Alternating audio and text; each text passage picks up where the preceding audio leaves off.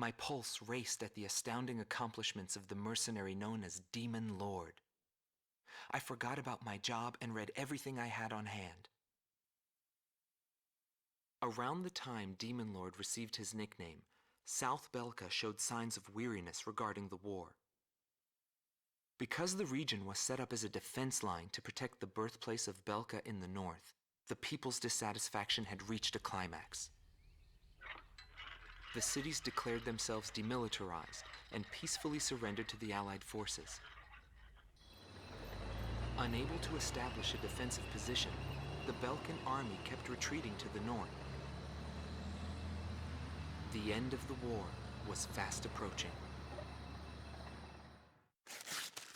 I was given an opportunity to interview the former aces of the Belkan Air Force. Back then, they were the masters of the sky, and they had also known him. So I crossed the border to follow his trail. I wanted to capture the war and the Demon Lord from their point of view, to capture the voices of those who were there.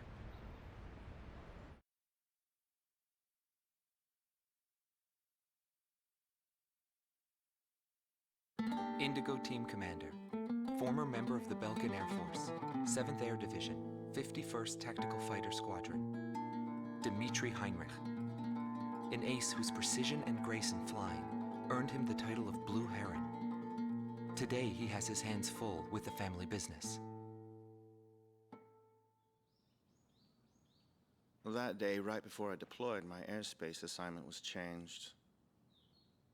Initially, my squadron was assigned to the stable Eastern Front. That was changed to Area B7R, the round table where casualties were recorded at a fearsome pace.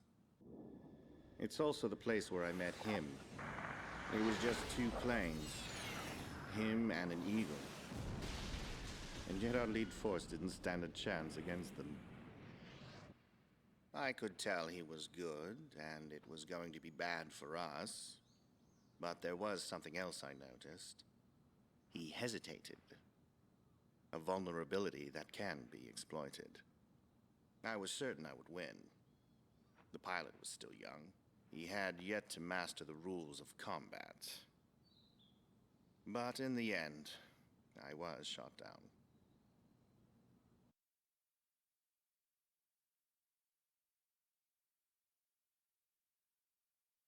Gelb Team's number 2, former member of the Belkan Air Force, 5th Air Division, 23rd Tactical Fighter Squadron, Rainer Altman. He flew the skies of Directus during the capital's liberation, and he's still there to this day. I met him above this very sky. I can still hear the sound of the missile alerts from that day. I received an order to fly to Directus on my way back from an intercept mission on the southern defense line. The order itself wasn't unusual. We kept being deployed from one mission to the next without receiving even the basic maintenance. But the situation was the same all around. We were late reaching the operational space. The station squadrons had already retreated, and warning bells were going off in the city. And the people were looking up to his plane, high above the sky. I couldn't see any emotion in his maneuvers. I didn't feel like I was fighting against a human being. I wanted to end that battle as quickly as possible.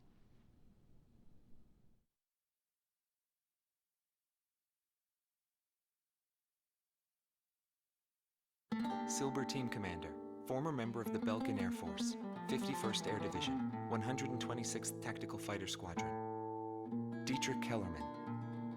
He was once the top ace at Belka and a fiery instructor at the Air Force Academy. In 1995, the Belkan Air Force sent him to the front lines to bolster troop morale. He was good. From what I'd heard about him, I thought he was still just a young mercenary. But he matured since then. He still wasn't perfect, but I could see he had come a long way towards understanding the rules of combat. What's important on the battlefield is to let go of hate, to survive, and to adhere to the rules you've set for yourself. These are the rules I've taught my students. And when I saw him, I could tell my time was done. A new generation had inherited the sky. There was no more need for an old soldier like me. Every time I flew with him, his skill stood out. He was unstoppable. He was cool-headed and proud. A combat professional. Demon Lord fit him perfectly. Maybe the man was blessed by the goddess of war.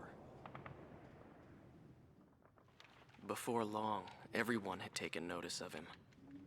More and more would show up to watch him go off on sortie. Mercenaries or maintenance crew, it didn't matter. People wanted to burn his image to their memories. Hell, they weren't the only ones.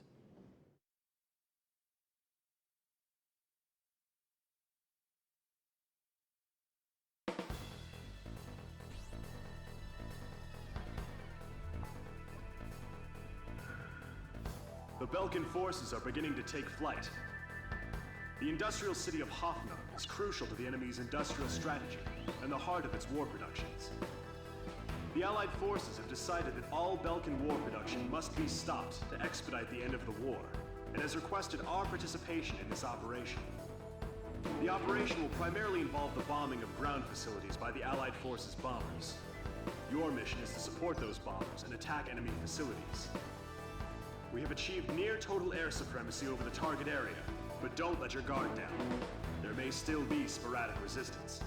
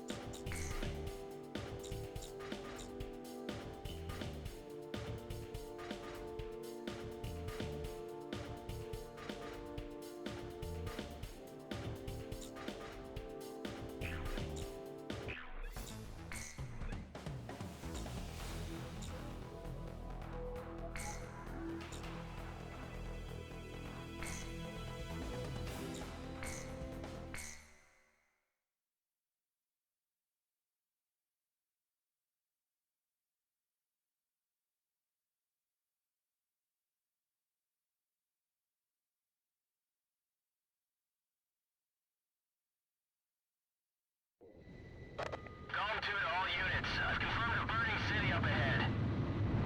That must mean the bombing started.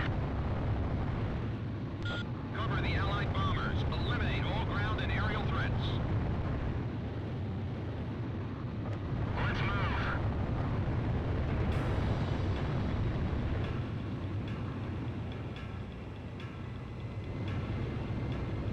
To all bombers, remove Belkan's ability to counterattack. Priority is placed on destruction over accuracy. Radar lock. Initiate bombing sequence. Drop all. Turn it to ashes. That's not enough. Drop more bombs. I thought they were on a precision bombing mission.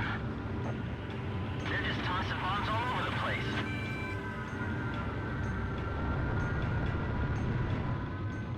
Move that fire before it reaches our facilities. Locked on. SAM destroyed.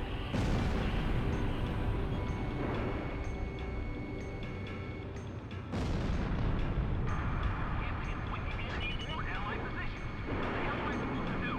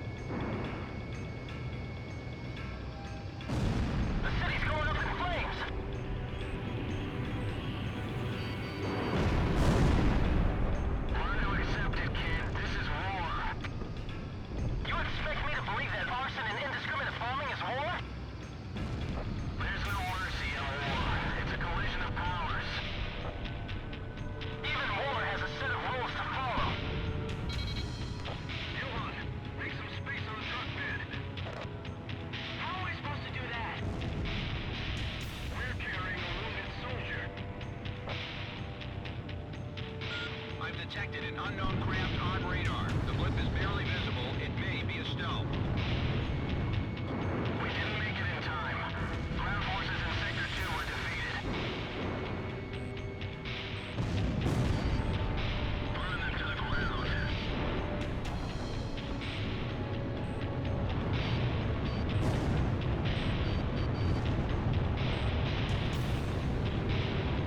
I won't let them get back alive.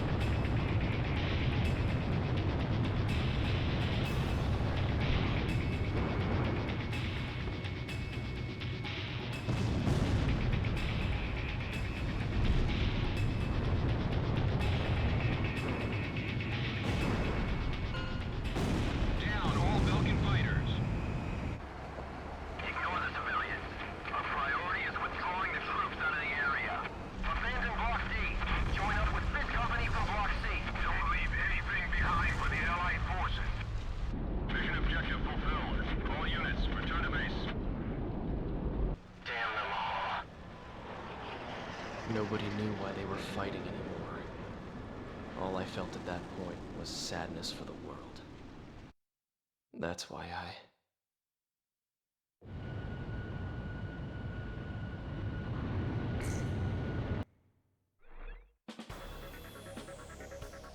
Pursued by Allied forces, the Belkan forces have taken flight, abandoning Hoffner. Without military production capabilities, Belka is in a bind. We were also able to confiscate samples of what seemed to be experimental weapons from the abandoned war factories, before Belka had time to use them.